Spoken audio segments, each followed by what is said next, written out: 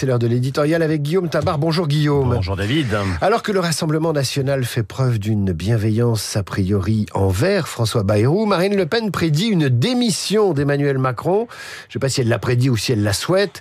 Pourquoi cible-t-elle le chef de l'État plutôt que le Premier ministre ? Alors, le RN va sans doute durcir le ton contre François Bayrou, après la décision de celui-ci de l'exclure, ainsi que LFI, de la réunion des partis qu'il organise cet après-midi. Mais c'est vrai que lors de la séance de questions à l'Assemblée, le Rassemblement national a plutôt épargné le nouveau Premier ministre, à l'inverse d'une gauche qui l'a pilonné sur son déplacement à Pau plutôt qu'à Mayotte. Alors, est-ce de la mansuétude ? Je crois plutôt que c'est de la tactique. Car si les électeurs traditionnels du RN ont applaudi à la censure de Michel Barnier, les électeurs que Marine Le Pen aimerait séduire n'ont pas toujours compris qu'elle prive la France de budget et qu'elle provoque un blocage politique dont on n'est pas encore sorti. Donc la députée du Pas-de-Calais s'efforce de montrer que si elle a empêché l'adoption d'un mauvais budget à ses yeux, elle n'est pas dans une logique de destruction ou d'obstruction de principe, mais au contraire dans une logique de co-construire le budget, comme elle le dit dans Le Parisien hier. Ce n'est pas Bayrou qu'elle épargne, c'est son image qu'elle soigne. Alors, parler de la démission du président de la République, n'est-ce pas une manière curieuse de prétendre à une attitude responsable et constructive ? Regardez de près, dire Macron c'est fini, c'est violent, c'est vrai.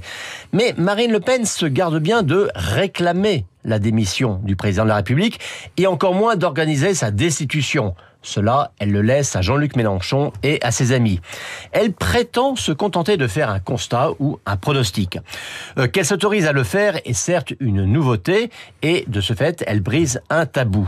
Mais la patronne des députés RN s'appuie sur le fait que chacun a bien vu que François Bayrou avait tordu le bras du chef de l'État pour lui imposer de le nommer à Matignon. Et pour Marine Le Pen, c'est une preuve de faiblesse dont il ne se remettra pas. Et c'est pourquoi elle avance sur une ligne de crête que certains diront subtile et d'autres hypocrite. Accréditer l'idée d'un départ possible d'Emmanuel Macron en feignant de ne pas le provoquer, ni même le souhaiter. Pour résumer la pensée de la présidente du groupe RN, c'est pourquoi s'acharner à renverser Macron comme s'y emploient les insoumis ? Attendons plutôt qu'il n'ait plus d'autre solution que la démission. Alors justement, évoquer une démission, n'est-ce pas déjà jouer avec les institutions ? Alors c'est vrai que c'est un risque qu'elle prend, mais elle se dit que c'est provoquer dès maintenant une deuxième censure qui donnerait l'image d'ingénieur du chaos. Son pari est de croire qu'aux yeux de l'opinion, une censure ajouterait à la confusion, alors qu'une démission d'un président impopulaire serait regardée comme un geste de clarification. Qu'une censure renforcerait le blocage actuel, alors qu'une nouvelle présidentielle pourrait être interprétée comme une manière de remettre les compteurs à zéro, donc comme un moyen d'obtenir la clarification qu'Emmanuel Macron s'était fait fort de provoquer par sa dissolution.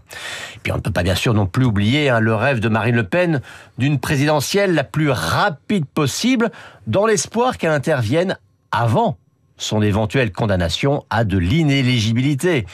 Mais face à un président bien décidé à ne faire à personne le cadeau de sa démission, cela s'apparente quand même à un vœu pieux. L'éditorial de Guillaume Tabar à retrouver sur votre application Radio Classique, en vidéo sur lefigaro.fr, ou vous avez le choix sur la chaîne YouTube de Radio Classique.